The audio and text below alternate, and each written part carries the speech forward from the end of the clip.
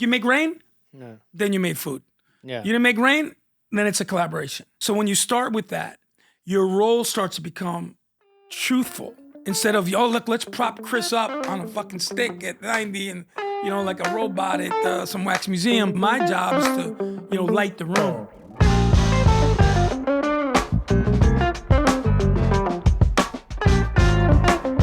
Here we are with literally one of the nicest guys you'll ever meet. One of the most talented guys, Chris Bianco. Chris has an unbelievable repertoire of restaurants, not only in Arizona, but also in Los Angeles. And when I tell you this guy will give you the shirt off his back to a person he doesn't even know, this is the absolute truth. We absolutely love you. Chris, you're not only an unbelievable asset to us here at the Cheese Door Industry Only, but also to all the young aspiring chefs and also the veteran chefs. So Chris, welcome to our show.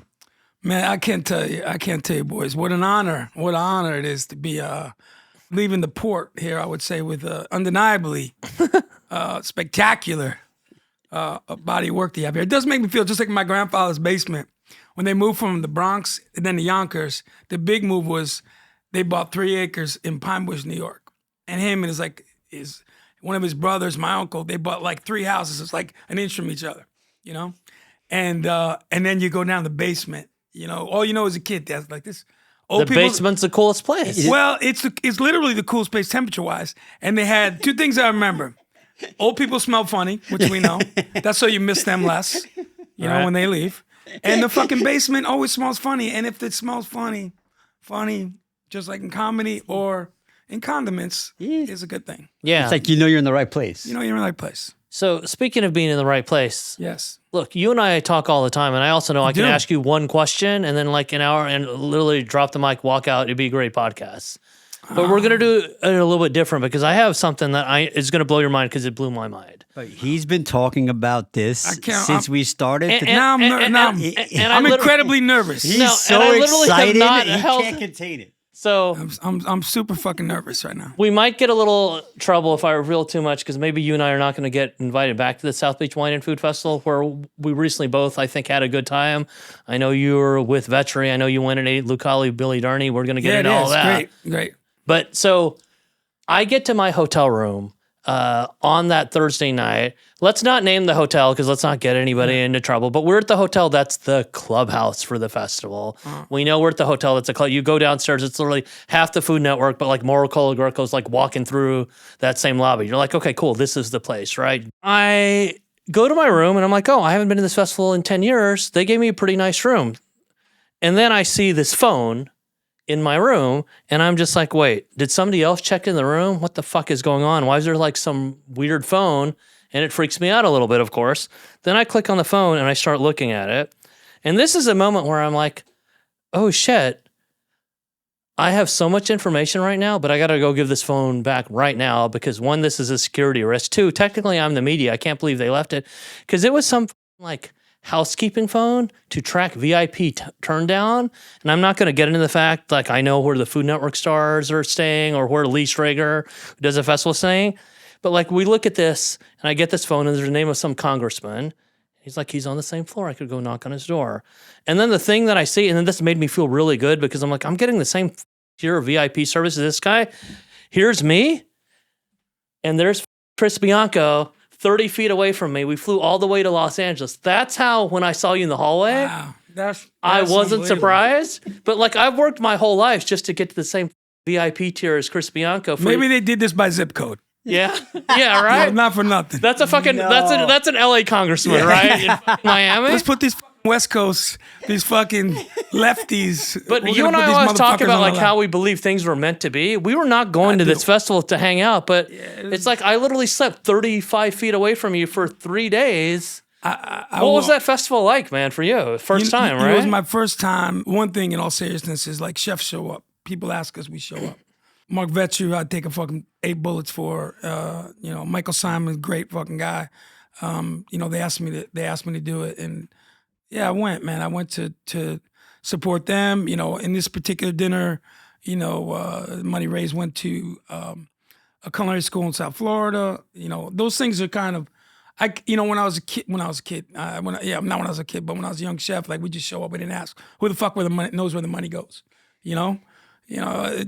some kind of shady maybe foundation you never heard of, with no zip code on it. As a matter of fact, no traceable. Let's thing support the show up. social clubs in the whatever. Bronx. Don't ask any questions. .com.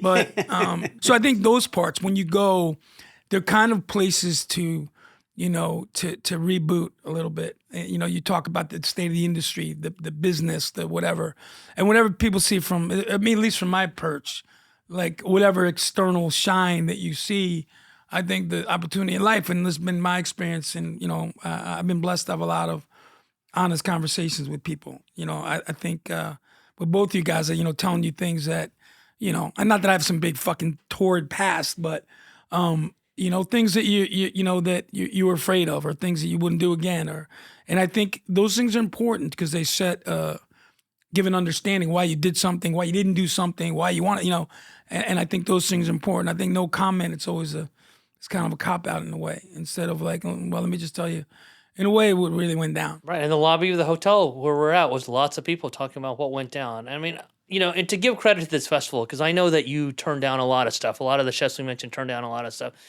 This is a festival where they get all the famous Food Network chefs. And look, some of them are also real cooks. That's like no shade. Right. But then you're looking around and like, John George is here. Mashama Bailey's here. Alan Shaya is here. Like the people who are literally just doing it, have been doing it. They're great. Right? The ones who really like changed the face of food in America, they're here. But you know what we're doing? We're talking about things in a way we're all just like, we're venting, like a very famous chef said, I come here every year because this is the only time I get group therapy, right? That's kind of what it's like. Yeah. Well, I think those things are true. I mean, it's like any event that I've done, especially, like Alex Lemonade Stand for, with Vecchi in Philly for, 17 years, I think. It's like one long day. And I mean that in the best way. It's like when you go, you connect with people or a place or, a cheesesteak at 2 a.m. with, and it's also venting, but it's finding, a lot of our business, I think, is about the camaraderie of it and the understanding. Like I've never, thankfully been in battle, but I've been in dish pits and in back lines, like with, the fucking grease trap backed up or the floods coming or whatever kind of things that we've all been through. And I think, I know that not so much of a venting way, but I'm, it's like, 30 years ago, we used to be, how's business? Business is awesome. How many covers? It's awesome. not just venting. It's a chance where everybody gets to talk their shit, and that's... I think talk their shit, but I think for me, it's not for whatever. I've never been it doesn't make me better or worse, but I try to, like I said, my life changed from when I went from what the fuck to help me understand. Yeah. And I think trying to understand things, like why people do things, why people are here, whether it's, something seemed goofy, and it might be. I do want to dig something deeper to something where you can find a nugget of relevance or importance or something that, it's like religion in a way. Like every one of them, I'm sure starts out with the best of intention. And then like normal, man will fuck it up. Greed will come in. There's some, Weasley character, the snake oil person, to take it off the track of good intention. And I think that, it's easy to condemn all of everything instead of like salvage, like cheese, you gotta, some of the mold's good, but some of them needs a little you gotta condemn, and then you gotta celebrate the other part. Because what I think these festivals are, especially the multi-day ones, right? It's like summer camp for people who've actually they've lost all their innocence, right? They're not children anymore. They know things. They're beaten down. But then that summer camp part of it is just rejuvenating. So that's the other part I want to ask you. Mark from Lucali, not part of the festival, but you and some of your chef friends went and ate there. Like, tell me what's the opportunity to do stuff like that's like, right? Here's the thing about that. I love Mark. He's like extended family. I love, Billy Durney, just happened to be, he spends a lot of time, he's got a place down there in Miami, hometown, who's, I think, not only one of the great, barbecue chefs, wine geeks. I mean, just another guy that if the world was ending and I had 10 phone calls to make, he'd be one of those guys, that I would want to call because he would tell you something that you needed to know or vice versa. And, it was funny, like during the pandemic, we talked a lot about just things and kids and life and shit we would, not do again. And I think those conversations are important. As much as I'm not afraid to say things, but I'm measured in sometimes when I'm talking about situations or someone's armed you with a vulnerable truth that's theirs. I'm fine to tell you whatever, where my Achilles heel is, what I'm allergic to, or whatever it is, But Mark Lucali, when I go, when we go to Brooklyn, we'll always go see, the Frankie boys, and we'll always end up some point, Mark will roll through, or we'll go there, we'll go get a drink. It's we'll wild see because Billy. literally those guys are just within walking distance of each other. That's what's so cool about New York. Yeah, I actually remember Mark when he first. My cousin lived on Sackett Street, right around the corner, and I remember when he I lived on first Sackett Street. Wow. opened. When he first opened, Yeah. like, literally when he first, it was crazy, man, crazy. I mean, yeah, sorry, didn't mean to interrupt, but yeah, No. like, that's like, I mean, you talk about a historic place. Yeah, I think those are those things. I think no matter what, when we grow up, I don't know what's. I mean, I was in the Cub Scouts, I think, for about 3 weeks, and then didn't work out. But I like the idea of it. The food wasn't very good. The snacks, no disrespect Pizza to the Cub sucked. Scouts. Pizza's always terrible. It's always Chips Ahoy, the worst cookie ever fucking made. Ironically, my kids I'm like, what We the will not be sponsored by Chips Ahoy. No disrespect. It's somebody else's favorite. I'm not talking shit, but for me, Nestle, if you're listening, there's other great products. The fudge ones with the elves, that's a nice cookie. Yeah, who You're makes onto Chips something. Ahoy? You're onto No, something. we don't want them. Oreos are good. Let's get those. Oreos are fantastic. I'm a big fan of the Oreo, if you're listening, Oreo people. Milk, Oreos, what's not to love? But yeah, I think, so to go to a place, which seems kind of stupid, like, here's, this Guido guy, he's going to go to another Guido buddy and eat in South Beach and another Italian restaurants in Brooklyn. Yeah, I didn't even think about making fun of you guys in that context, but that's funny that you put it out there like that. No, Yeah. no. I mean, I put it out there like that, like with all the places you can't go to. And I wish I had, there's so many great restaurants that I'd love to visit, but if I had one thing, if I'm going to choose my, to see my friends that I don't get to see all the time or have an amazing food experience, I'm probably going to see my friends, and it was great, fantastic too. I mean, it was a great experience, and sometimes it's interesting to see how things translate, in other places, and I will say it's a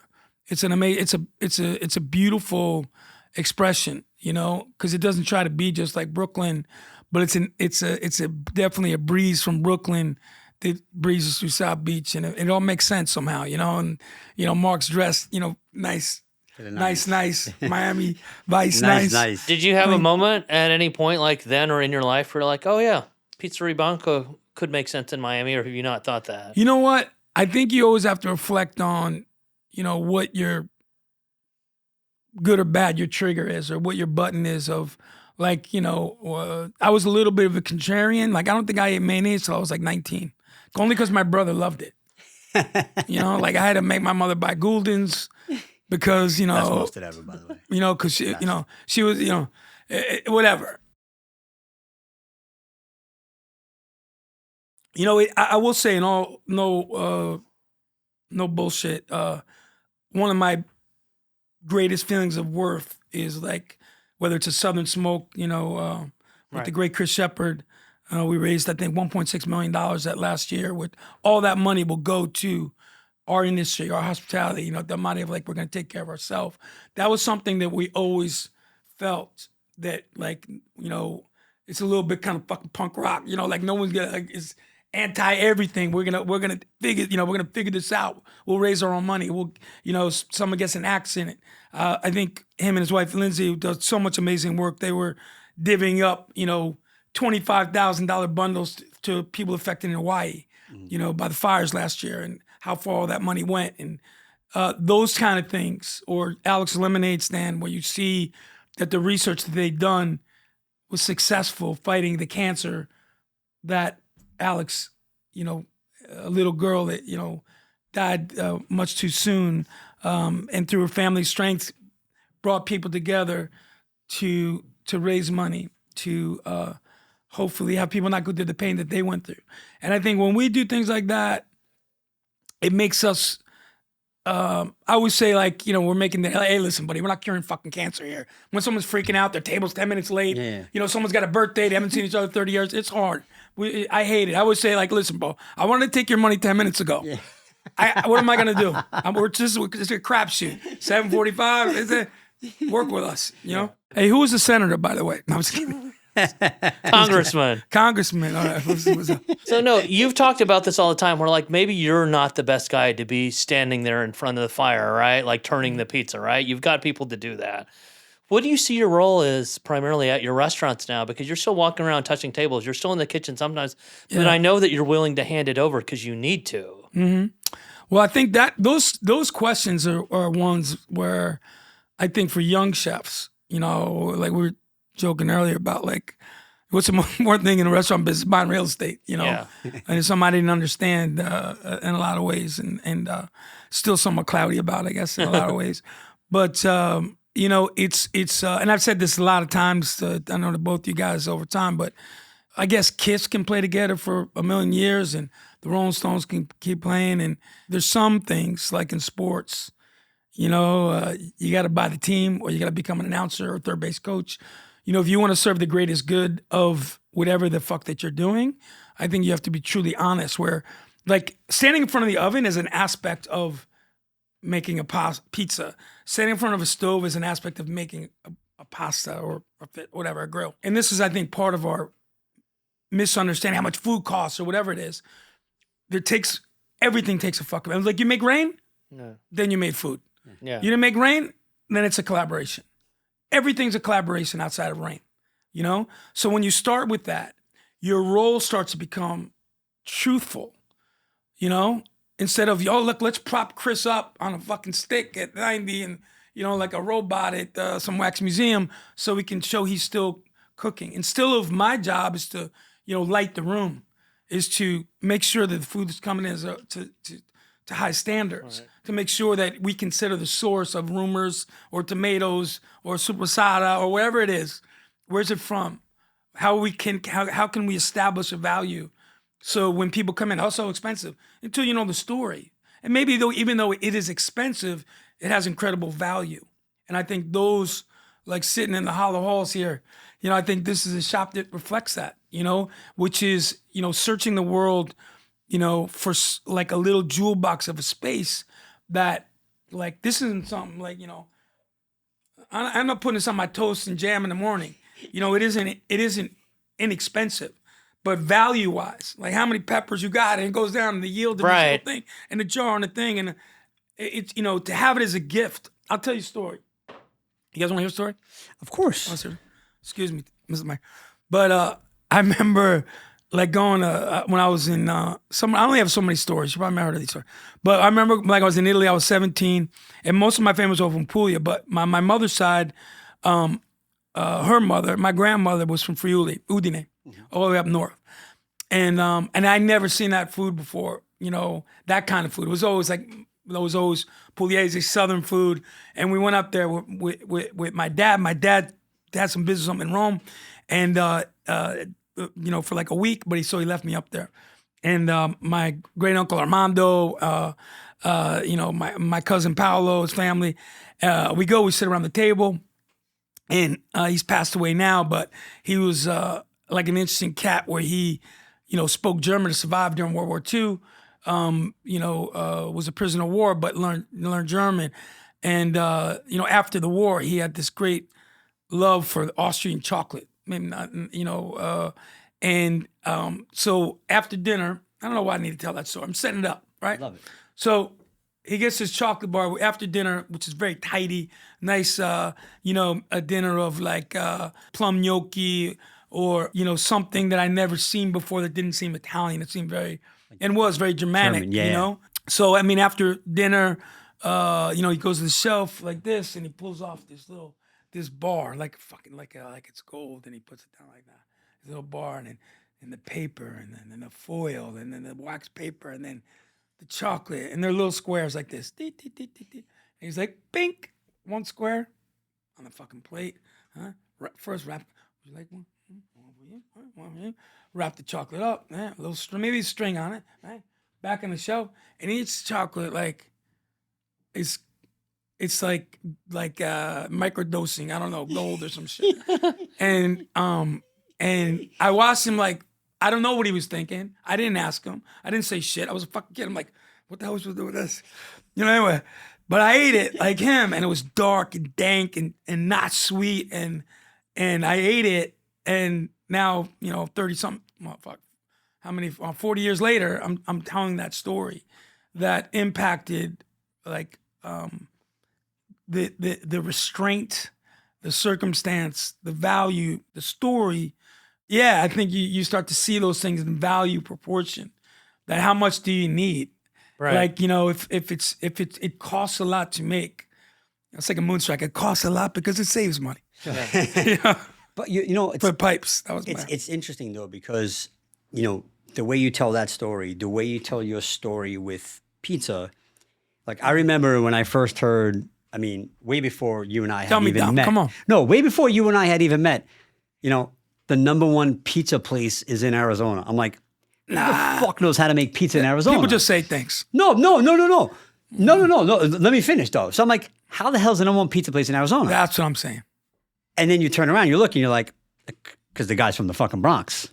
That's how the number one pizza place is in Arizona. So, but I love it because what you did, how you told that story just now, is exactly how you articulate your story when it comes to pizza. Mm-hmm. And you layered this thing that everybody can relate to here in America. Actually, you can probably relate to it. You don't just have to be from Italy or anything. Like, everyone can relate to pizza, but the way you told your story of pizza in your version is a lot like how you are as a person, right? Like, there's a lot of layers.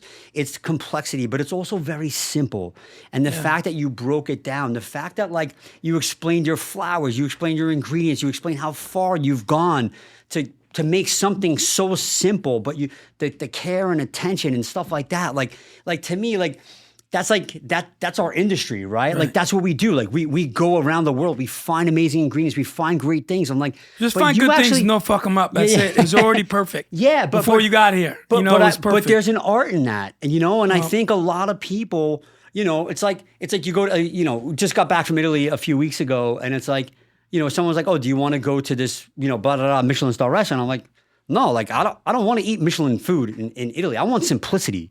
I think that's like, and then, so when you have something the way you've made and what you turn pizza into, this, like, I mean, bro, you were the forefront. I mean, it's crazy. I'll tell you this about all that stuff. But it's very special, bro, because you're a special person, man. Here's the thing. I've been very blessed and very fortunate in my life. There's no doubt about it. And I've been fortunate enough to be on a few lifts that I've been, few places that I'm very proud to be at. But, you'll never hear me ever say that anything I fucking do is the best, because I don't believe it. But I believe there's none better in that way for me. If that makes any sense. It's like, how beautiful is fucking beautiful? It's just beautiful. Like, why do we have to give up your favorite song should not be denied by someone else's favorite anything? And I think those are the confusing things, and they make good clicks. Oh, best ever in New York. Okay, great. Best in Phoenix. He's from the Bronx. Who gives a shit? In spirituality, like, there's many faiths that we all end up in a collective. It's not a fucking island of if you're not an asshole, you get to go to a place better with a bunch of cool people, like we're talking about with our friends, and shoot the shit and go to, like, we want to be part of something. And when I feel when I'm around my chef friends, that when I started out, not that I didn't want my grandma to like it or whatever, and the lady, which was tough, maybe a tougher critic, but I wanted the respect of my peers. I wanted people to come in and just understand the commitment and the struggle of it.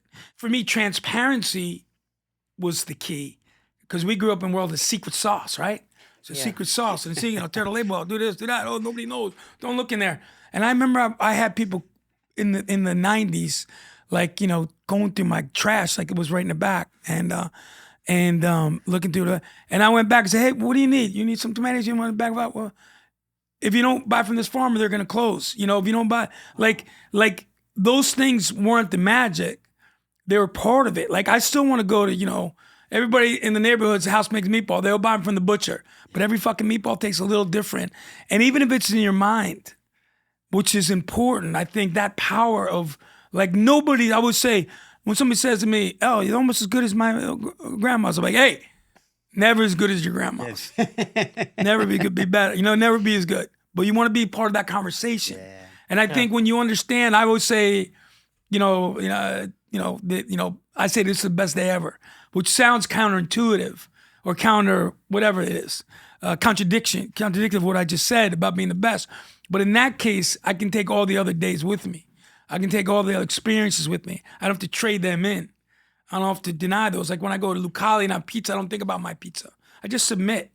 I just Right. I just submit. I don't go upskirt, downskirt thing. Oh, you know what it needs? It needs to have there's too much, oh, let me see, this should be hanging this much.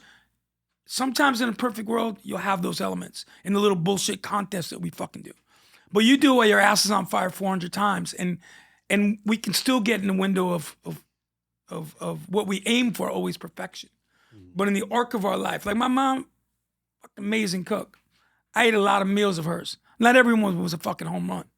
Not for nothing. No disrespect.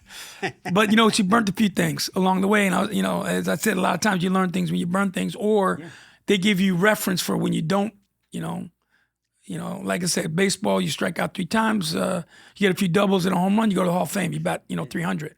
In our business, you burn 7 pizzas, you're fucking out of business. Yeah, you make because it's not a business for nuance. You hit on something earlier that I wanted to get into. Let's get into it. No, because you're talking about like people start calling you best pizza, best this.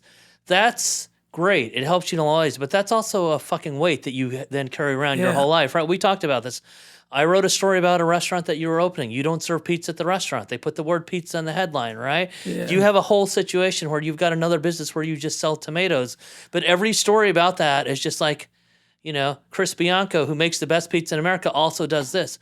Yeah. I've bought those tomatoes probably 40 times at fucking Whole Foods, along with a loaf of, your friend Chad's bread. I've never once tried to make fucking pizza with your tomato sauce. Yeah, right. But the assumption is Chris Bianco does all these things that are around pizza, right? I will say this,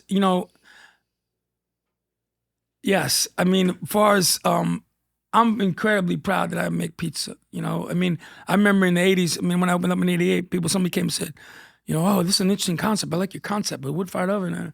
And I'm like, yeah. Concept. I'm like, what's a concept? Yeah, exactly. I thought it was contraception or something he was talking about. Like, it's a little personal. But amazing. But I didn't know how to do anything else. It was something I had learned how to do to pay the rent. And within that thing, like if I grew up, I said, somewhere where I was a fucking Amish woodcutter, I'd say, you know what? I want to make a nice shelf. Oh, nice. What's nice about it, don't fall down, it'll hold all the stuff. It'll be enough for me. And, or a plumber, because business is good. Can't get one. But I think those are the things which, and there's nothing against the concept, like I don't want to say contrived or something wrong, but the idea of I woke up in this night and it would be great. It's like, and those are the things that like in any immigrant's culture, shit happens because you're fucking hungry. Yeah. Mentally, physically, emotionally, hungry. And you do what you got to do. You do whatever it is. You smoke them if you got them. If you see all those old pictures in New York and whatever immigrant wave, Irish, Chinese, Jewish, boom, pickle carts, thing, dim sum, pasta guy, everybody, it comes in wave. We don't have those ingredients. We're going to use these. So it creates this, I think, which is really cool, this maybe subculture of a culture where they're both relevant, they're both to be respected, and you can do them both really well. Like even to do like chicken parm with good chickens and beautiful, you have a beautiful baguette 2 days old, you make beautiful breadcrumbs, some Reggiano, scraped pecorino, parsley from the garden. All of a sudden, your Milanese, it's a chicken cutlet, but it's elevated. Yeah. You got beautiful chicken. They're pounded nice. You let them sit, temperature's right pan, good oil, let it drain, and you can do that. And now I'm gonna put a little of the sauce in it left over. Boom, I'm gonna put a little, scrape of parm on it, and now it can, I guess, be elevated, but it's just, I think just like the chocolate, you can start to, for yourself. I'm not being judgmental of anybody else, but moderation, like how much of something, how much of something we need to eat, how big it needs to be, you know, and I think those were things in our country that were a sign of the opulence of this country. Well, fucking know wherever you came from, some of those that one piece of chocolate. Welcome to Hershey, Pennsylvania. Have a fucking kiss, you know, like whatever. We got big things, big dreams, big every fucking thing. Cadillacs, you know, fuck that Fiat, Cinquecento, Bianchina, whatever. You know, we don't have those things over here. We have big shit, and I think it's confusing, you know, at best. And I think maybe too small is too fucking small, too big is too big. It's finding that, I think, window, a size of anything, portion, or you know, you look at your hand and about right to pick an apple, maybe an apple, right serving, or I was like, when I make salad, even to this day, I want to go to the farmer's market. I can't count worth of shit. Like food cost thing, I don't fucking know nothing. Measure, I don't know nothing. I just, you know, it was always like, I don't know anything, you know? So like if I got a party, I'll go, you know, go to the market. I'm like, yeah, there's a handful of arugula. I got 14 people. There's 28 carrots. I got like, 2 for everybody. Okay, that's, you know, it's just simple. That looks like it would be enough.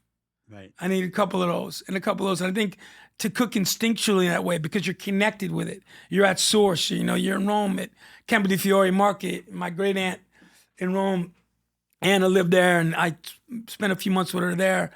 As a kid, they made like 20. If that's still a kid, for me, it was still I was very immature. But you know, going to that market and see someone like turning artichokes in the spring, perfect, bing, bing, bing, and that lesson there was like in Rome, you know, a lot of, at least in my aunt's building, a lot of places in Rome, Thursday was gnocchi day, giovedì for gnocchi. And I remember I was excited because it was Wednesday and like, oh, fuck, man, tomorrow we're going to make gnocchi. So I was like, Zia, I went down it was spring and I got all these wild asparagus, the big long ones like that. And I brought them back with a little bit of money I had. I bought some flowers that they wrap like, you know, like this much flowers, but they wrap it like turn it like in that foil where it's beautiful. I brought her some flowers. I had these asparagus. I'm like, Jose, I can't wait to make, you know, I was thinking, well, maybe we'll make this, you know, whatever. I saw it in Gourmet magazine, you know, recipe for whatever. And I said, we're going to make this. He goes, we're making gnocchi. We're not making gnocchi. The lady on the 3rd floor, she's from Sardinia. She makes the best fucking gnocchi. Bing, bing, bing. At 4:30, the lady knocks on the door with like a tray. She goes, everybody in the building's probably, I don't know, 18 families. And you go, you take a few handfuls, what you need. You pay the lady and you make your sauce. And I think that humility that I make, you make fucking everything. You know, like it's how about the sausage guy across the street? He makes beautiful, so you're gonna make your fucking sausage now? In your shitty kitchen with your fucking wrong temperature shit, just so you can tell everybody you make everything? And this guy goes out of business and you're serving a compromised maybe product in that way. So I think it's finding our role in community, you know, where, you know, the butcher, the baker, candlestick maker, and everyone has a role. And But that's the neighborhoods we grew up in, right? those are the neighborhoods you grew up in. And I think there's There was still somebody doing something specialized all along the way. And then we got away from it, but I feel like we're going back to it. I think we are. I think thankfully we are. Like, and I know in London, you know, I was, you know, blessed to spend like about 4 years on a project going back and forth with Jamie Alver, and it was, you know, fucking amazing in every way. And seeing some of those tiny little shops like La Fromagerie in London, which is amazing. You go there for breakfast in the morning. I remember my first time I was over there, and there was a skylight over the table. And you sit down, it's like 7:30 in the morning, and you go, and the table comes out, and it's shirred eggs, perfect fucking farm egg, perfect shirred egg. And then you get just a perfect tray of perfect slice of prosciutto and some Neal's Yard cheeses that I can't recall at the time, but I was like, God damn, this is fucking breakfast right here. Yeah. It makes too much, all made too much. It was all such a ritual. It was all celebratory. It was a single egg and a thing, and just everything about it was like, you know, precise and curated. And I think there's, you know, there's a place for those things where you connect with the butcher. Like when he goes, oh yeah, what are you making? You know, my husband, my wife, she likes the short, she likes the ones that are not too short, whatever. The butcher would cut those things for you that way. For my mom, used to send me.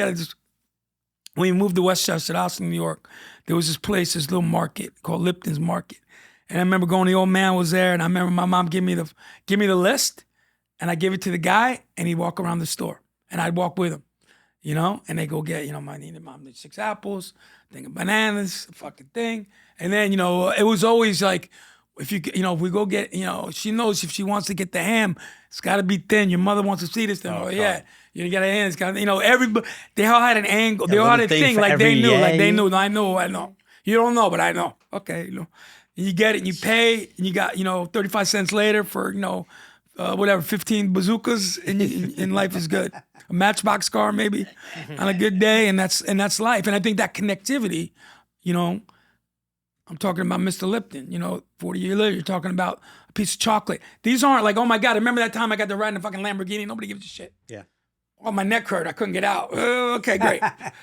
Like you want things that like, and people could feel that same way with a Lamborghini. It's more power to you. I don't care. I'm just saying, whatever it is, the best, anything is anything you like best, which I say all the time, which is finding your best, most comfortable chair, shoe, jacket, hoodie, whatever. Is like, I don't know, this feels right to me. That's got to be enough. Or it should be. Well, it's interesting, right? Like we're talking about things that are simple and stuff like that. So like I wanna talk a little bit about, so like give me like what do you want, Dom? What do you want?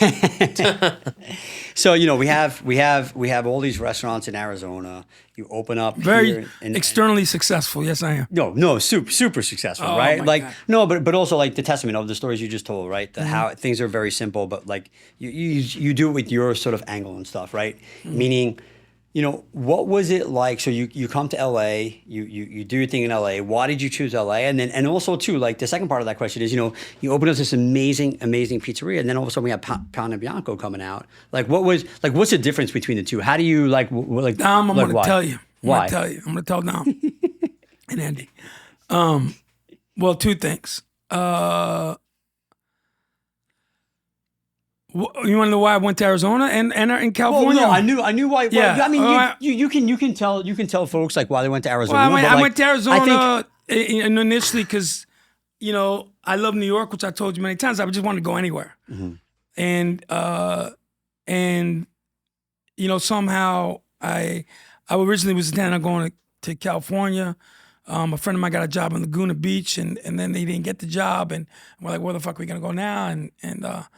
And another friend of mine was going to mechanic school, truck mechanic school in Phoenix. He said, check out Phoenix. The weather's nice, whatever. It's cheap there. And it's cute girls. I was, single, young. Cute girls there, whatever, And not that I seen anything. I was working. I was a busy man. Between that and church, I was busy. But I felt at home there. I felt welcome there. I felt that I might be able to afford a house there one day. I, not a business, but I started a little catering business out of my apartment. I meet out of luck, I meet this French guy, bought a grocery store. He liked my pizza. He says, I'll give you a corner of a store. I get an oven, boom, I'm in business. Things happen. But when I got to California, I have my tomato business up north. by the way, amazing. I mean, everyone knows. Yeah, Bianco didn't have Shameless tomatoes. plug. I don't think Thank there's you, Dom. anybody in the Shameless world that doesn't know Bianco tomatoes. They're amazing. We all use them. You can't go into a store without seeing them. So, And I will tell you this: a lot of people have stories about partnerships and partners, and Rob DiNapoli. And it's, sometimes people don't know, like, oh, you're Bianco DiNapoli from Naples, or well, they're from Northern California. But Rob DiNapoli is my partner, who's just one of the great guys on the planet, and a sweet, dedicated guy that is third generation grower, packer, and I think which I'll get into California, but that thing in itself was something that was important to me, which was making things better than you found them. And I love San Marzanos. I bring some tomatoes in from Puglia, where my family's from, which I love.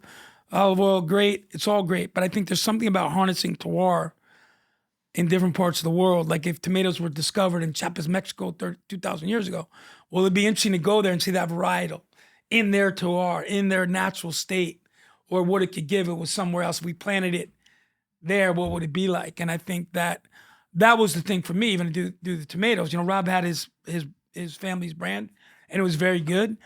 And it was just more of a, hey, he came in and saw me his tomatoes and said, I like them, but, I maybe for me, the viscosity of the pack might have been a little thick, or I was happy with what I had. but I said, hey, if you make a commitment to organic, we know the farmers, maybe you can tweak the pack, so it's I get a little bit different yield from it. We'll do it. And I didn't want to just put my name on something, I didn't want to just buy something that wasn't 100% happy about. So like next 2 years, he finally says, hey, I got, one of our farmers that we were working with, we said, hey, he'll go 50 acres for us.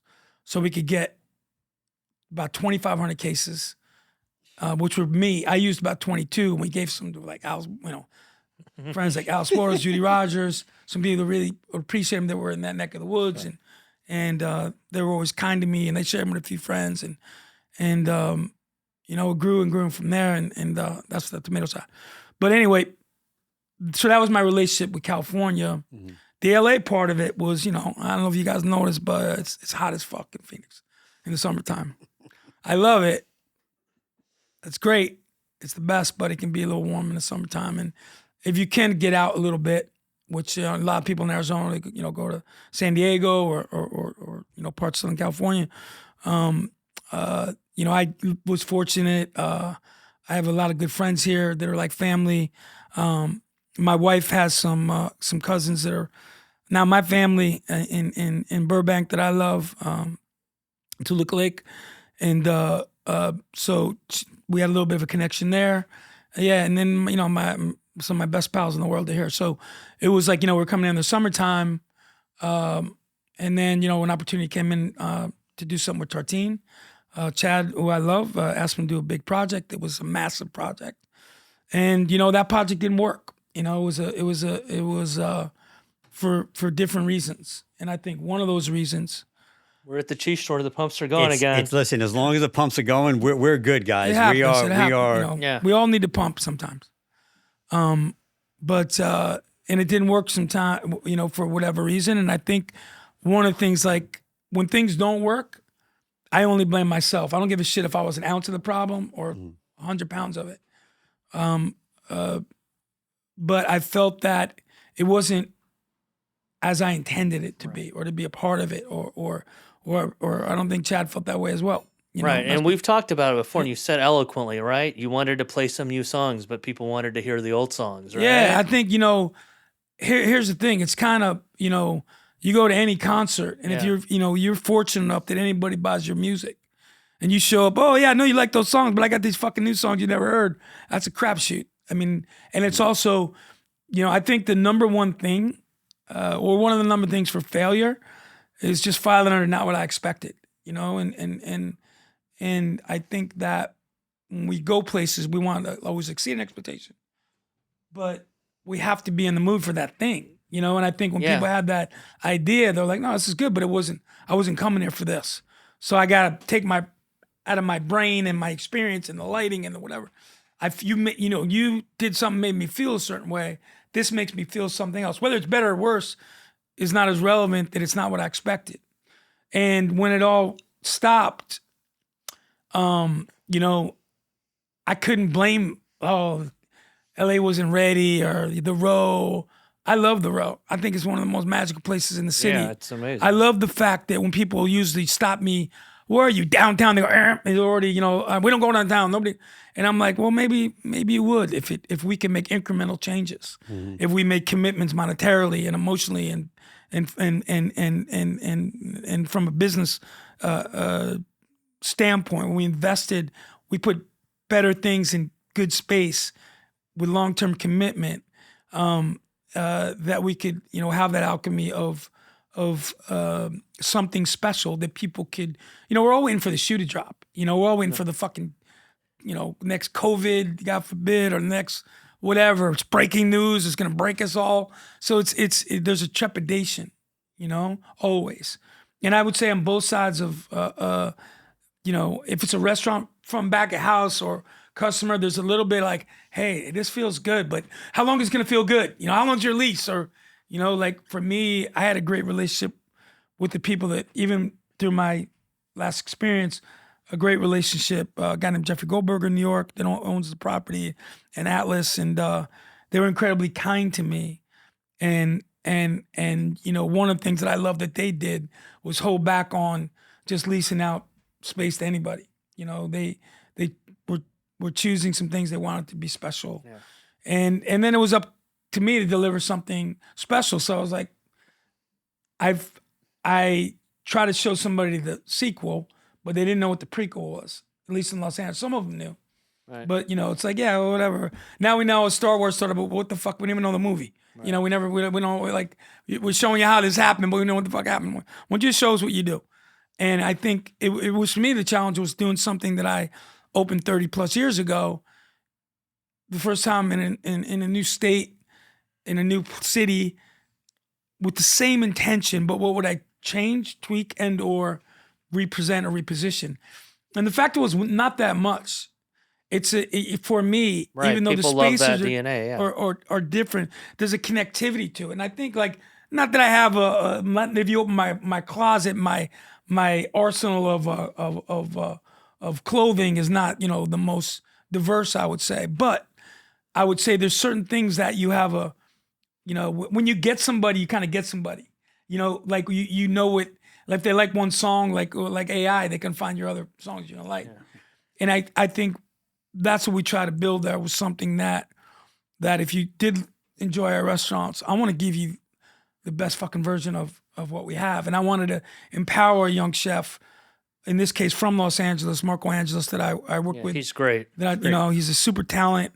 Alvaro that I have Apane, our chef there, our team, illuminating next generations of talent, like giving them a template, and for everybody, that's not for everybody, because some people say, no, I got to invent water and whatever. But I think for me, like learning a song, like I ain't saying we're playing Mozart, but if you're learning that and you have that structure, then you can maybe play anything you want. But I think learning a foundation of something that, has a template of receptance and something that's beloved.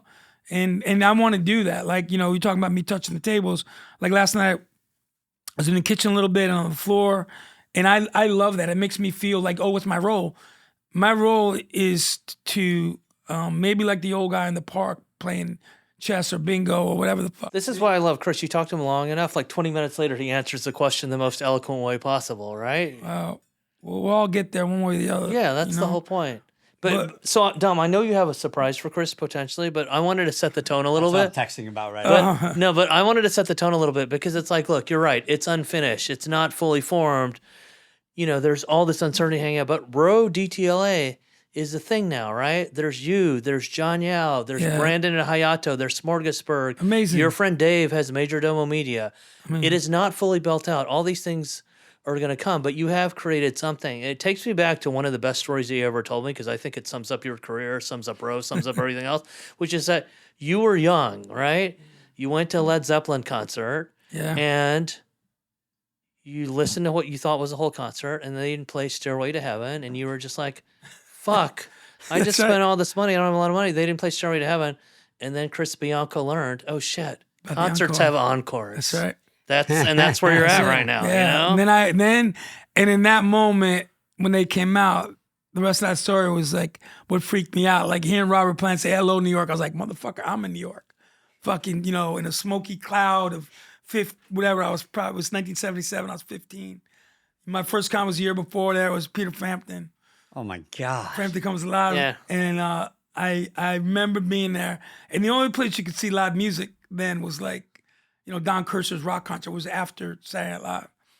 And so it was such a mind-blowing thing to learn that even after it's finished, possibly, if you're still breathing, if you hang around long enough, going to songs, you just might get what you need in a way. You might get exactly. And then everything in retrospect makes sense. Now you have a reference for, maybe I should shut the fuck up and wait. Now, if they put the lights up and they're flipping tables, I'm like, hey, not for nothing.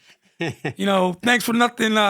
We had to you can only get 4 tickets at a time through like WPLJ or WNEW. Oh God, 95.5. Yeah. And we got 4 of our friends. One of us got 4, and we're on a train in. It was we all bought right away black T-shirt, bootleg T-shirt that shrinks crooked the next day before you get home, and I wore the shit out of that thing, and That's what a fan is. thinner than a That's piece of amazing. paper. Yeah. But I think of all those things, it was that, and I'm grateful you that impacted me, and I think it had nothing to do with food, but it had everything to do with food. Right, and it all connects now because if you think about it in a certain way, right? It's like people talk about success, failure. You and I talk about all this stuff, but it's just like it's all just part of our lives. It keeps going. We've all had successes, we've all had failures, but in a way, if you look at it, there were people standing in line, at that crazy tartine that you guys opened, saying, "Oh, Chris has a flatbread, but maybe if I stand here fucking long enough, That's right. I'll get a Rosa Yeah. or a Sunny Boy or a Wise You Guy." might have if you hung around. Yeah, and Might that's have the thing. eventually, but- So in a way, eventually they did get it, right? Yeah, eventually, but I think that was something like in some of those things you can't control, and Yeah. people aren't physically with us anymore, or whatever, or the disaster, natural or unnatural. But in this case, it was most things, if not everything I do, is personal. Yeah. My relationships are fucking personal. You ask me a question, you can make it personal, whatever you want. Yeah. Like, it's all personal. Yeah. And, we might as well get in there since we're here. That's where I want to go. I want to talk about real shit with fucking real people. And yeah, there's not much to figure out. So I was gonna say, so basically, all right. Tell so, me, Dom. so we Come got, on, we baby. got Like Phil Donahue. So we got Pizzeria Bianco, and then we have Pane Bianco. Yes. Right. Why don't you just kind of like Oh, that's a good question. I go forgot to answer down that a question. little bit about the differences I'm going to tell you that. between the two and why? Yeah, why? Good question. Well, I'll tell you this, Dom. And it all goes back to in that finding something that worked or a cadence of it. When I opened the pizzeria, things were going pretty good and we're busy and that's all. Those are all great things. But then you're faced with new challenges. One of those was, we're open lunch and dinner. I'm sleeping on the floor. We're making dough we're hand mixing the first 15 years before we got a spiral mixer. Everything about it was a house of cards. Everything was about like a New Year's Eve party in an abandoned building in a way. You're just happy to get through it and it's still standing. And it was. I remember seeing something on like El Bulli or something on like PBS or something about his test kitchen and he's in there like making something for the restaurant and I'm like, fuck, test kitchen, man, how great would it be to have a fucking test kitchen? I'm like, where's Chris? He's like, he's not here now. You might find him in the test kitchen. That'd be amazing. What am I gonna test? I don't know, but drug test, I don't know. But in all reality, like we had no place to make the dough. We had no storage. We had no walk-in. We had, everything was kind of as a la minute as it could be. And a friend of mine, Sloan McFarland, good man, who's my landlord still there today, about 21 years ago, he bought a building and he said, hey, you want to do another restaurant? I'm like, I'm not fucking opening another restaurant. There's no way. There's zero chance. And he goes, well, if you want to open anything, I got this space. I think you might. I'm like, all right, I'll go look at it, whatever. And I've always been a sucker for adaptive reuse and old buildings like Trato's 1917 building. It was an old Chinese American market. Lee's family owned it when they did build railroads there, and they had it for 70 years. The pizzeria was an old machine shop built in 1927. The pizzeria here was built in 1917. There were the old produce rows. There was a connectivity. Well, these were like 1940s building, just a slump block building and an old beauty. It was a beauty school, and it was a sunken floor. It's still there, sunken floor where all like the salon chairs were. And so they probably, the door where they suckered the father in for the money for his daughter, she flunked out of college. Said, don't worry, we're going to take care of you. She's going to be like, it's going to be amazing. You put her in the basement, you have every lady in the neighborhood with a beehive. It's going to be great. So I'm like, this is, let me think about it. So I like, you know what? We'll do, I'll just use it for prep. We'll do our bread there. We'll do a storage there.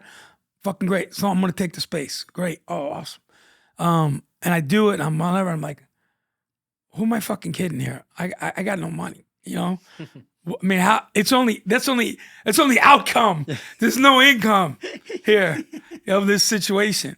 So like, all right, I got to put another oven in. So we put a wood oven in, and we said, well, maybe we'll make 3 sandwiches a day, and we'll close at 3:00, which we still do. It's 11 to 3 there, here 4, and but its major purpose was, the pizzeria is whatever 1.8 miles away, and here it's 200 yards. Was to help us take some pressure off the pizzeria, do dough production, bread production, store 8 wheels of Reggiano in there or whatever that we need to do, so we can buy in some volume, again, to look at economics, to buy some things by the pallet or that. And that started from, that was 700 square feet, and now we have 2,500 square feet of that whole building.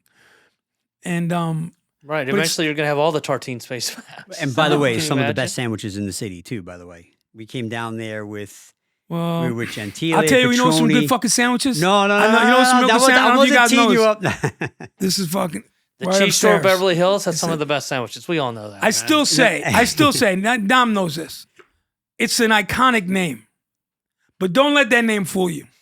Some people might think, how can I afford to go? I'm dressed like this. I'm gonna go to the cheese store Beverly Hills. Not for nothing, but you go here and it's like you could be, in any unbelievable city with a weathered, beautiful, iconic, emporium of the world's finest things. So I love the name. I'm saying, but the name could throw people off till they think I can't. What am I gonna do? And I won't fit in. But look at me. I'm here. You could be here too. You came in It's not here a with thing. not only a beautiful jacket, but an amazing scarf. I did have a scarf. I like the scarf. It That covers was- the fat that was on a my neck. sick move, by the way. Covers the fat on my neck, and I like it. It makes me feel kind of closed in. Plus, this guy, I'll give a plug for. There's a guy. There's a great vintage store at the Row right across from me, and he had these great scarves, and I bought 3 of them. But they're not itchy for kids at home. You get a non-itchy scarf. It's more lifestyle thing. You get one that's not itchy and light, and you can wear it in a big power meeting like this until you get too hot. But so just getting back, so I mean, Pan and Bianco is literally like you guys have. So first of all, pizza by the slice, which is incredible. I think when we went there, we ordered one of everything. We got all your sandwiches. They were fantastic. The bread is amazing.